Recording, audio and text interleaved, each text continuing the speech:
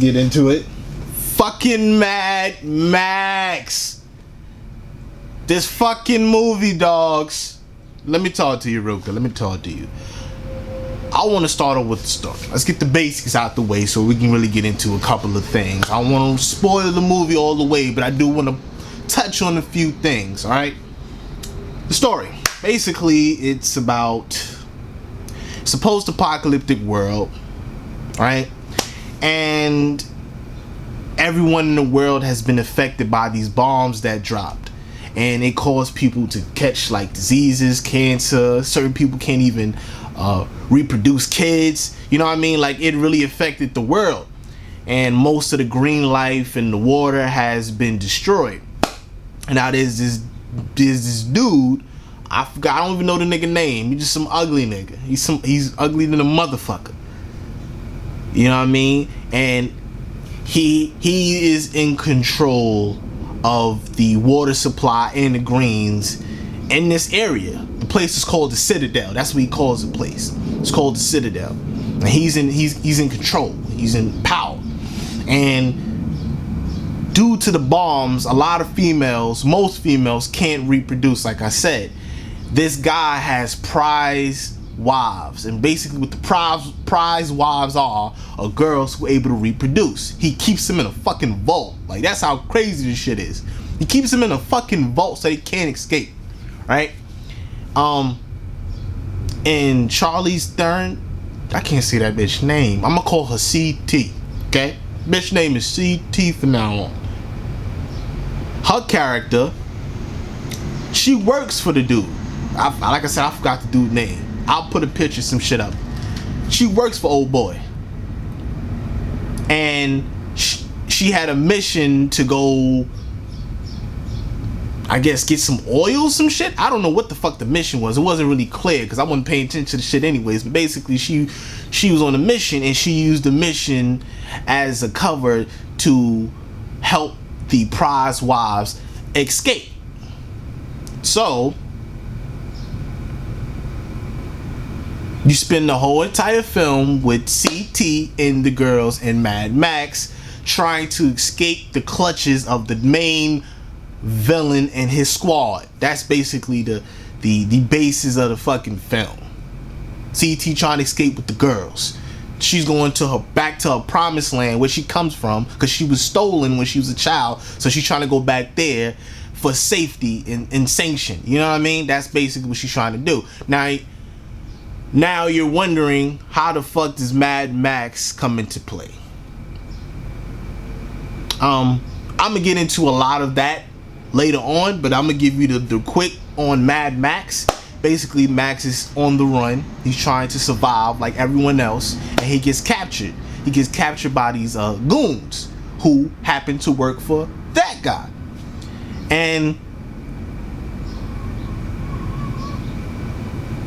he gets captured, he gets shaved, he gets branded, and he's used as a blood pack. Now let me run that one more again. He's used as a blood pack because certain goons that works for this guy, they're weak. I guess they have some type of disease or cancer where it makes them weak, so they have to continue to have blood transfusions to survive. So what they do is capture people and turn them into fucking blood packs. So Max is a fucking blood pack for this kid. And what happens is this kid wants to please the main villain in the film so bad that he decides to go on a hunt for CT and the girls with the rest of the squad, even though he's sick and can't do it. He said, fuck that shit, I'm taking this goofy nigga with me and we going out there get the bitches. So stuff happens, Max escapes, and then he decides to help aid CT and the squad, the girls. Action. Now the action in this fucking film is crazy, son. It's a real adrenaline junkie type of film, and if you like to see some hardcore shit, this your film, son. It's a lot of blood and gore and action. Motherfuckers getting stabbed, shot in the fucking face. Like, it's some real savage shit, which fits the narrative or the theme of the film. Well, not the theme. Yeah, the theme of the film. which is just like this insanity, adrenaline rush type of vibe. You know what I mean? And that shit is dope. The shit is dope, bro. I'm telling you, the action in this fucking film is crazy. So many segments, you just like, god damn. Like, that's what happened to me. Like, I would say 70% of the time, every time like an action sequence would come up, I'll just be, god damn, you know what I mean? A lot of crazy shit was happening in this film, son. And the shit blew my fucking mind. You know, this is like, I think this is gonna be the best action film of the year.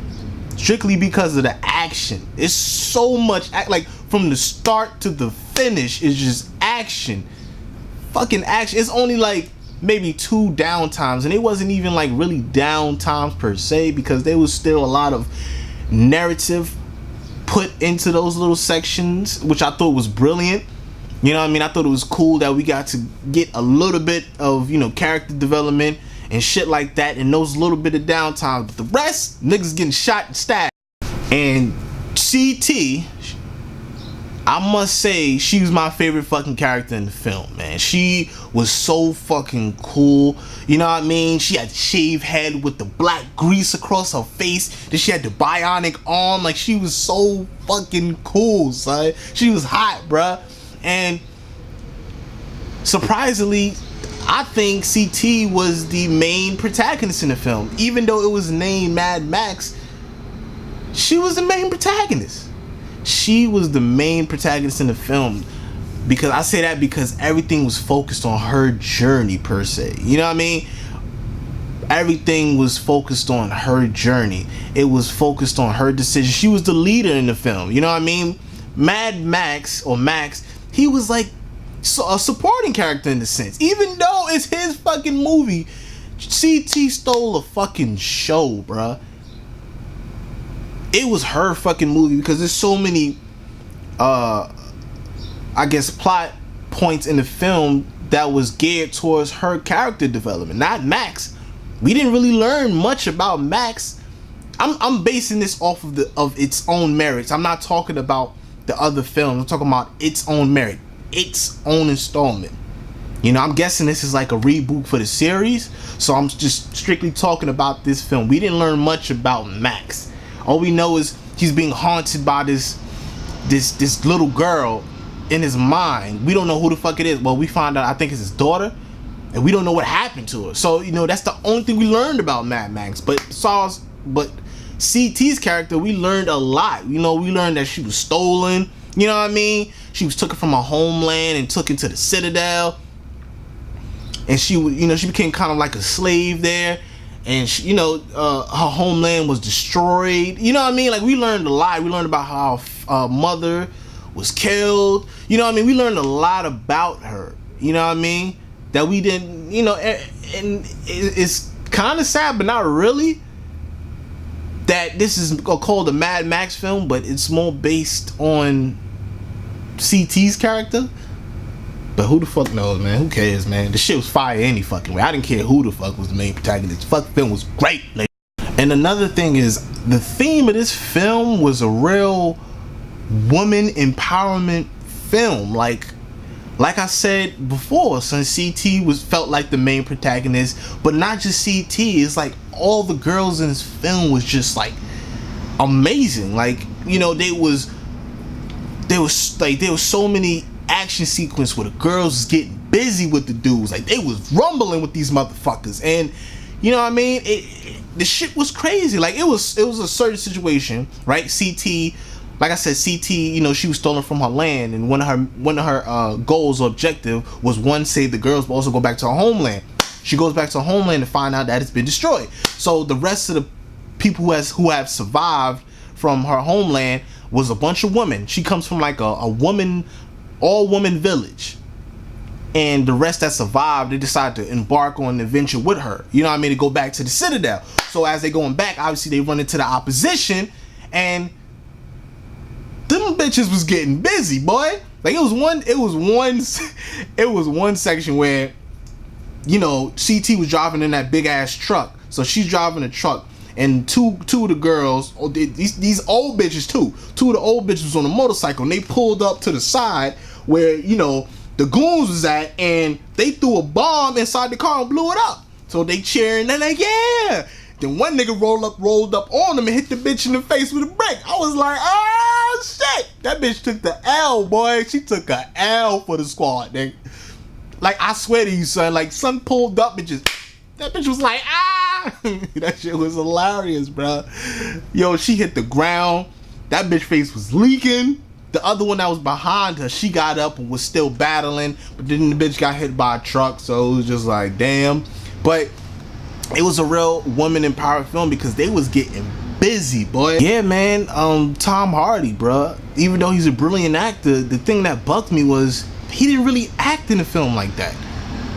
He didn't. Like, he wasn't really acting. Like, he was kind of just, yeah, okay, sure, yeah, you know, like he was just, you know, rambling and shit like that.